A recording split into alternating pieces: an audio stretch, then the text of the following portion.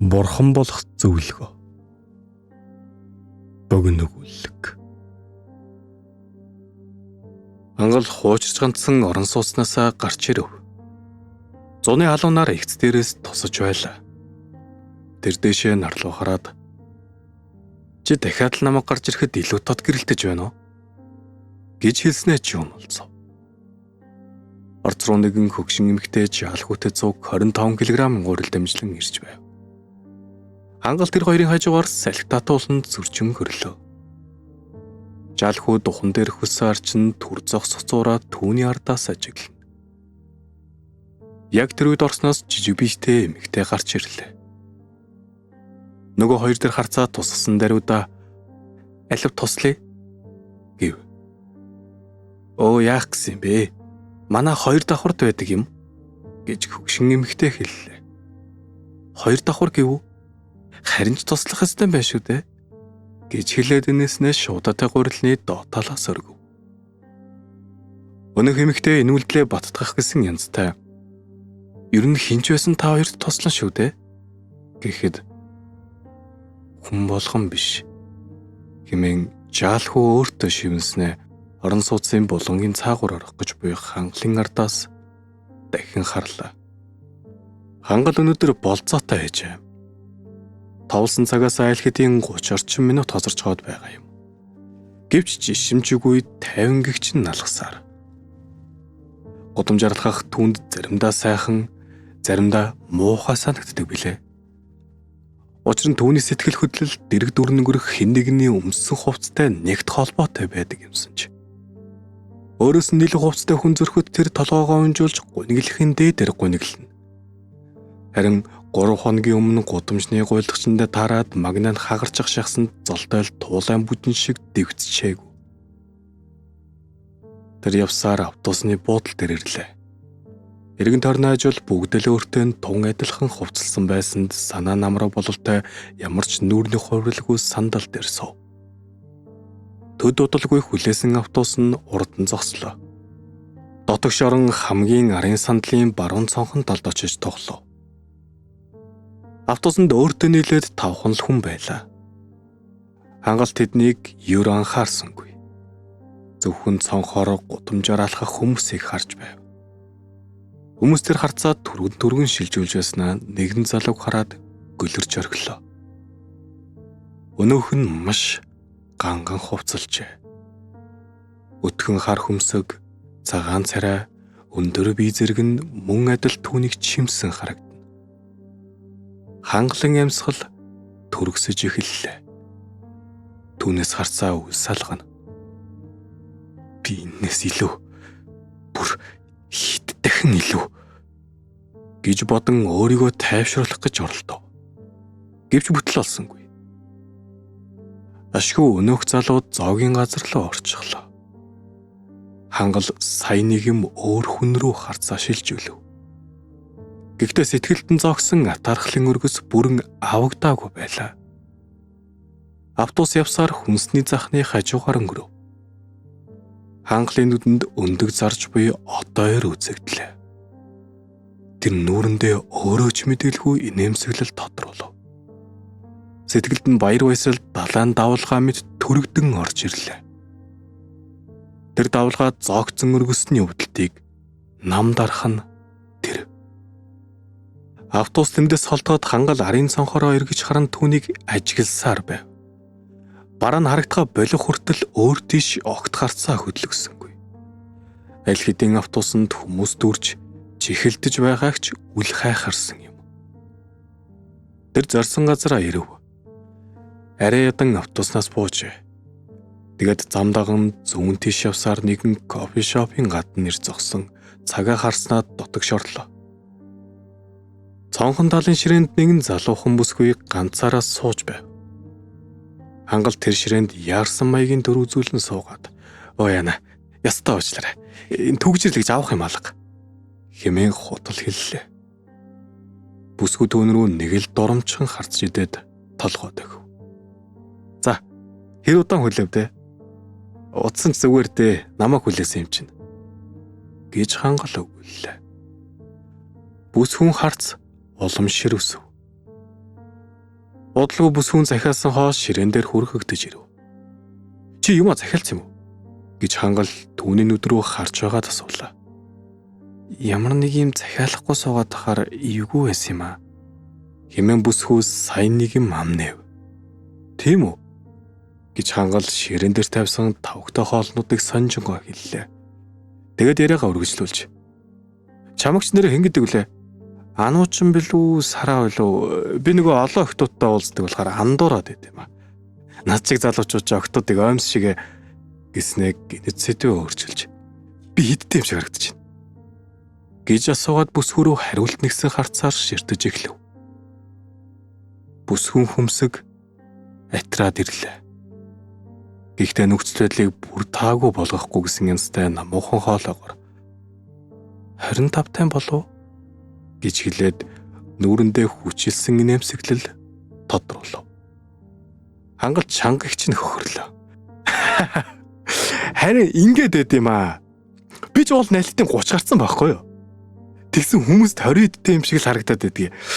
Яг уу тэгж байгаад би чамд ийм сайхан харагдаг нууцаа хэлнэ заяа. Гэв. Бүсгүйг уулзах гэж байгаа хүнийхээ нэрийг мартах муухай шүү. Намайг ануу гэж хэлж дуусаагүй байхад нь хангал яриаг нь таслан би баг багтаа онц сурдаг байсан юм. Гэж эхлээд өөрийнхөө ямар мундаг байсан тухай 15 орчим минут тоочв. Бүсгүйн төвчээр тун удахгүй тасрах гэж буйн царайнаас нь гар утсаа хийдэмий оролдож буйгаас нь сандал дээрээ хөрвөөж байгаагаас нь мэдэгдэж байлаа. Мэдээж өчнөө алдаа бас хийсэн. Ямар алдаа хийдгүү хүн гэж байх биш. Эцэст нь энэ бүхний дараа хүмүүст бурхан болох зөвлөгөө өгч байна да би. Хэмэв. Бүсгүүнүүд орой дээрээ гарч шахт өглөө. Эдэн хором өнгөрсөн ч хангалыг гайхсан харцаар харахаа болсонгүй. Хүй, би чонд Монголыг хэдэн удаа орчуулснаа хэлээг юм биш үү те. Гэхдээ бүсгүүн төвчээрийн торгон утас тасарч сандалнаасаа ухсах юм бослоо. Би нөгөө ажилтаа байснаа гинт саналаа гэд хангал руу дахиж нэгж харахгүйгээр нүд завчхын хооронд хаалгаар гарч одов. Хангал дотроо ажил гэв үү гэж бодсноос ширээн дээр байгаа хоол руу харав. Тэгээд тооцооноос сутаж байгаа царай нөө. Хоолны ч мөнгөгүй бол амьд явж яадаг байна. Хэмээн бодоод тооцоогоо хийж кофе шопоос гарлаа. Үд хазаасан үед тэр гэртээ иржээ. Гэр нь нэг өрөө байр байлаа. Ширээн дээгүүр бэлэн гомингийн үлдэгдэл халбаг, сэрээ, тавг хөглөрсөн харагдав. Газараар улам бодон дээгүүр өмд, цамц, өрөөсөн омчнууд зэрэг нь аль хэдийн ивэ олчихсон тухалжээ. Хангал орж ирэн гутлаа тайлан оймсоо хоолны ширээний тийшээ зүглүүлж идэв. Тэгээд бодон дээр хэвтлээ. Толгоон доороос нь тэлээтэй жинсэн өмд нухсанд газар түлхээ дунагчав. Азгүй л охин байна да, надтай уулзаж байж. Мөнгөтэй болоход яадаг байна гэж өөртөө хэллээ. Дараа нь гар утсаа гаргаж ирэн зуршилулсан интернет орчингоор тэнүүчлэгт замдаа гарав. Хэрэгтэй, ихэнхдээ хэрэггүй янз бүрийн мэдээлэл харж байтал өнөөгийн нийгмийн талаар хэлэлцдэг YouTube сувгаас мэдэгдэл ирлээ. Тэр сүүлийн үед энэ сувгийг их үздэг болоод байгаа юм. Өөрийг нь болон өөртөө найдал сургууль зардаг хүмүүсийг хайр нэргүй шүмжилдэг нь түүний уурыг нилээд хүргэсэн. Гэхдээ тэдний хийж буй подкастыг хамгийн ихтэй л 3000 хүн үздэгт санаа намардаг. Өөрийнх нь эсрэг талд байх нөхдүүд тийм ч амжилттай биш байгааг харах түүнд таалагддаг хэрэг. Нэг ч секунд алгасалгүй үзэж дуусах бүртээ мус сайн мангар бацаанууд гэж заавал хэлдэг юм. Өнөөдөр тэдний шинэ дугаар оржээ. Гарчигнаас нь л хангалын сонирхлыг ихэд татав. Өөрийнх нь зарж буй бурхан болох зөвлөгөө гэх сургалтынх нь нэрээр гарчиглэгдэжээ. Хангал огцсон мөн дэв. Эднэр ч харин миний сургалтын талаар гэж нүдээ нээлгэж хэлснээр подкастыг эхлүүллээ. Энэхүү подкастыг хөдөлдөг Бадрах гэгч оюутан найзуудаа урьж оролцуулдаг байлаа. Энэ дугаарт багын найз Ганбат болон оюутан ахуй найз Батнаар нь оролцжээ. Бадрах. За бид сүүлийн үеийн сургалт зардаг хүмүүсийг шөмжлээд байгааг та хэд сонсон байх. Гэхдээ би нэг юм санаандгүй байдлаар оллоо. Энийг хардаа гэж хангалын сургалтын зургийг камер руу дараа нь дэрэгдээ буй хоёр найз руугаа харууллаа. Харсан уу? Бурхан болох зөвлөгөө гэж байгаа сте. Арай лоо хэмээгээд ёжтой инээд алдав. Тэгээд үргэлжлүүлэн төлбөр нь 50,000 төгрөг гинэ.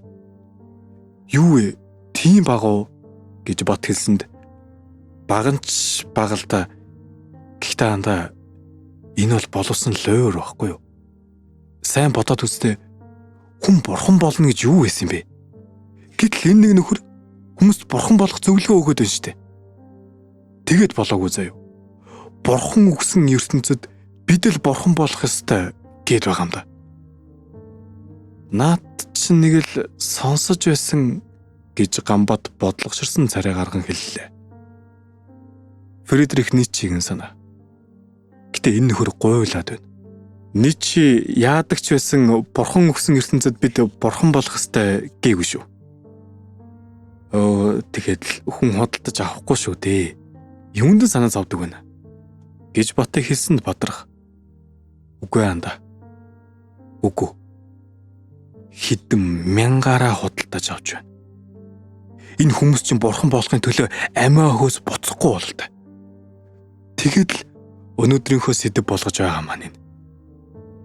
Уус анхнаасаа сургалт зардаг хүмүүсийг шүмжилсэн аргумент маань заах шаардлагагүй зүйлсийг заагаад байна гэдэг байсан шүү дээ.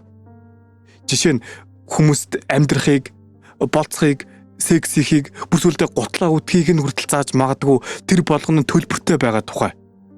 Хамгийн гол нь эдгээрийг хинч заавал хэн нэгэн ухаантны сургалтнаас биш өөрөө зүгээр л амьдарч явахдаа хангалттай үн төлбөргүйгээр сурч мэдж авах боломжтой байхад. Боломжтой. Гэтэл энэ бүр 7 дор хүмүүст бурхан болох зөвлөгөө өгч байна гинэ. Ийм юм байж болох уу? Үгүй байж болсон ч зөв үү?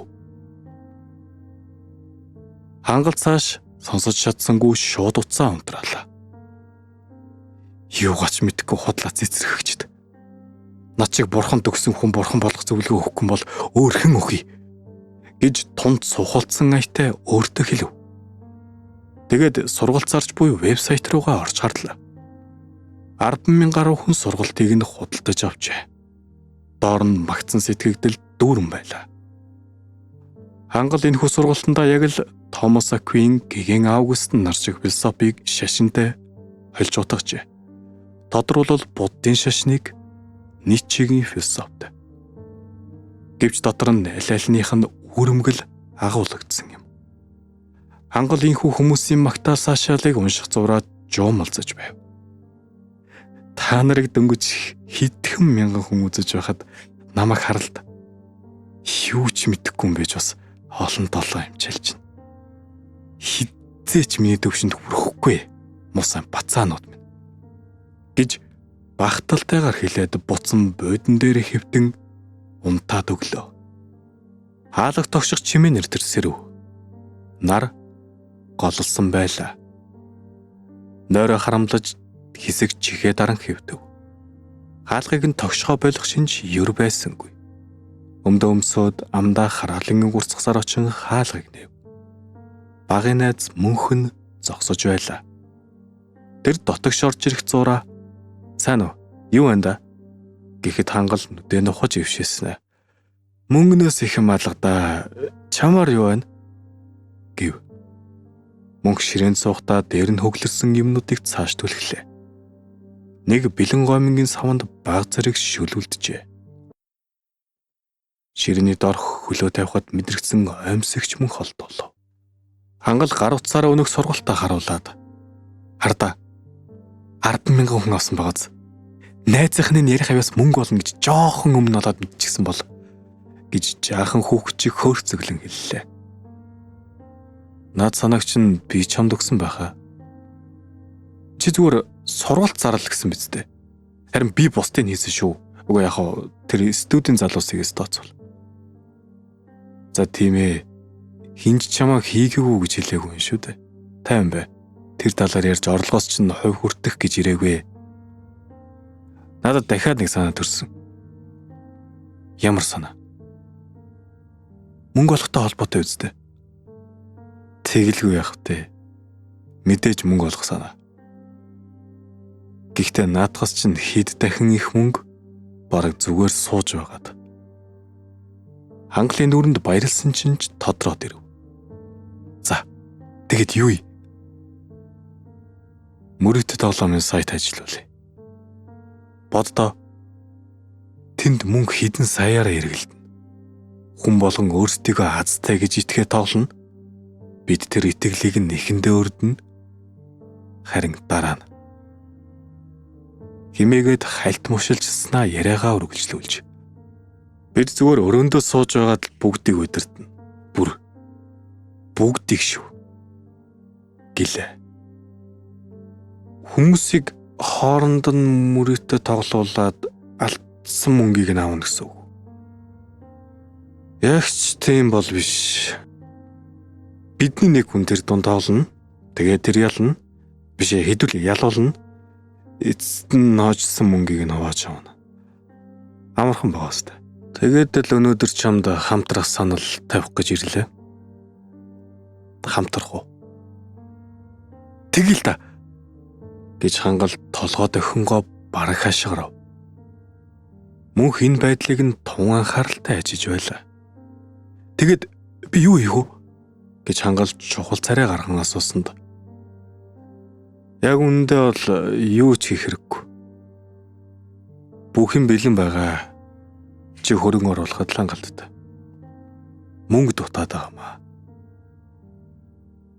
Мөрөд түрүү магна болохыг мэдэж байгаа уяач чиг мөнгөө хийд дахин үржигтгийг хараад сумаар байгаа үстэй. Хэд ойл болох юм? Аль болох их байвал чанартай сайн болно л доо. Тийм үү? Тэгвэл би бүх мөнгөө өгье. Угаасаа би сургалтаараа дахиад хангалттай мөнгө олж байна. Хамгийн гол нь дөрвтэйхэн шиг юм ийгэрээ. За, тасаа өгдөө. Хэмэв. Мөнгө түүн рүү итгэж ятсан нүдээр нэг том хараад дансаа хэллээ. Ийхүү ярилцаж дуусаад мөнх хаалга руу зүглэх үедээ. За, мөнгөний боронд шалбнарахтаа бэлдээд байж байгаарай. Баяртай андаа.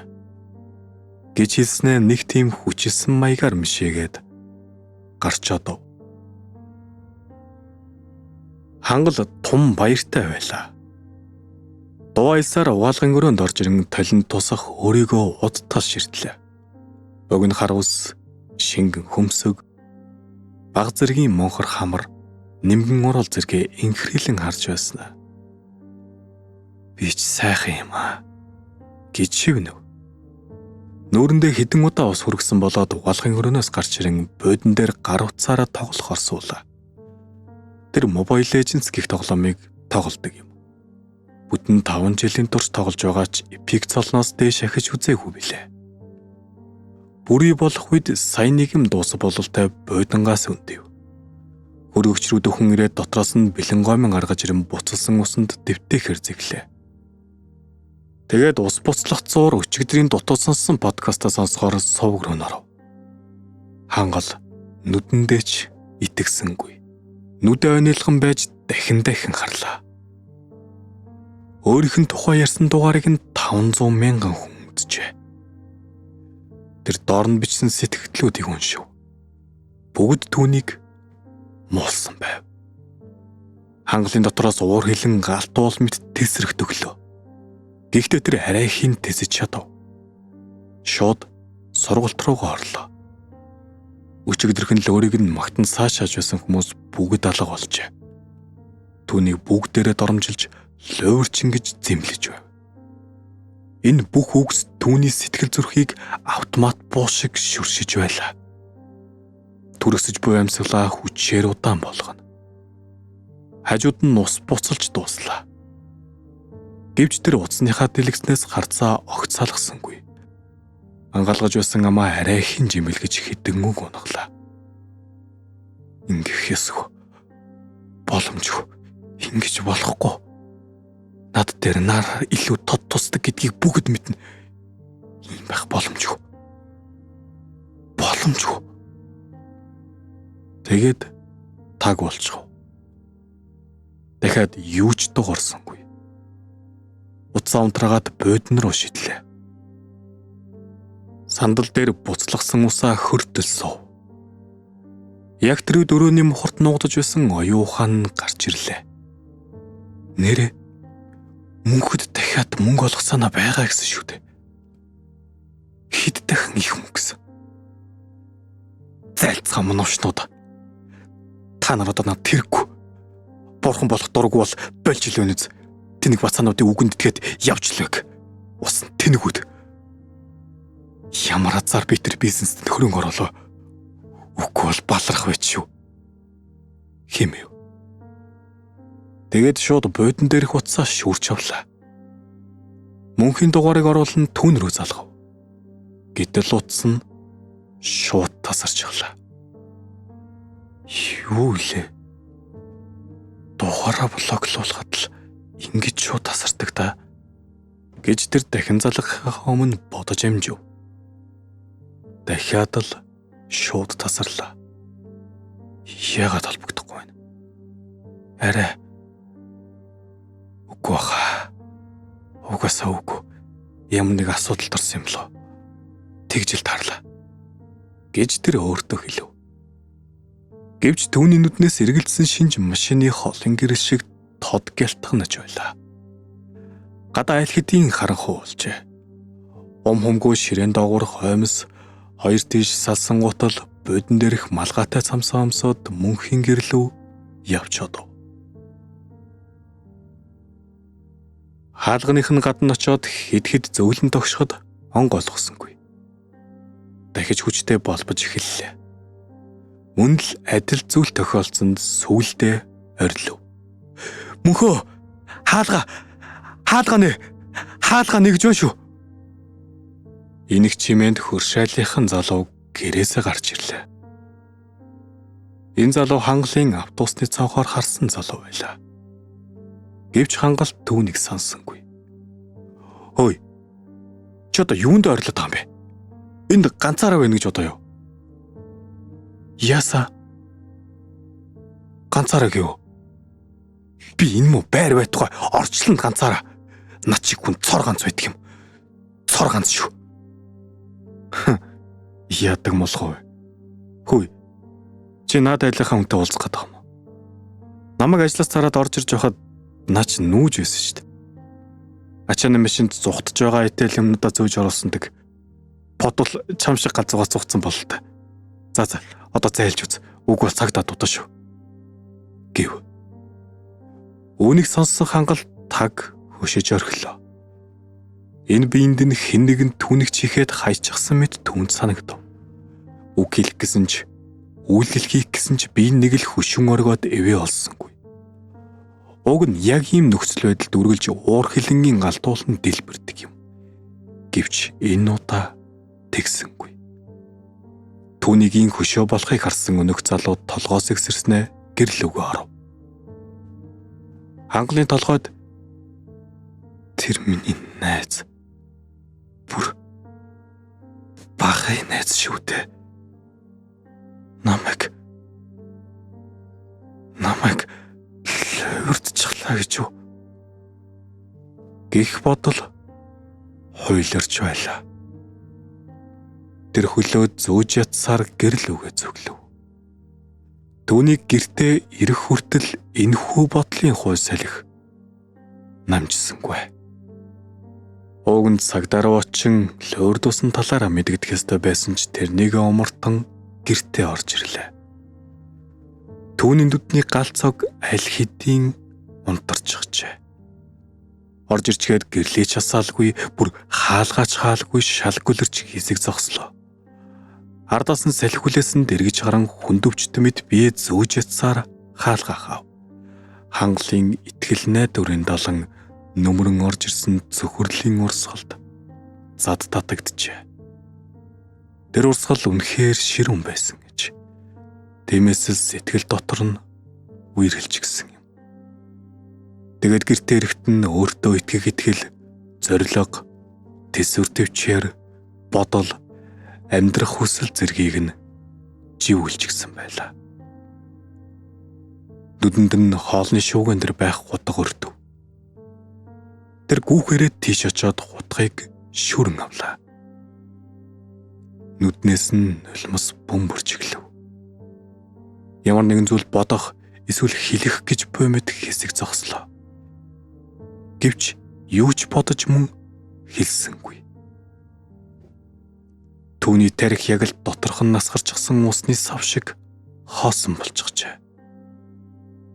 Тэр шууд хутгыг хоолондоо тулгаж байгаад хүчтэйгээр зүсэж орхилоо. Хүзүүнээс нь цус ориглон гарч ирсэнд хоёр гараараа дарав. Гэвч удалгүй нүдэнд харанхуулж амьсгал нь дуулдгаа болон шалан дээр үхэдхийн унлаа. Төгсөв.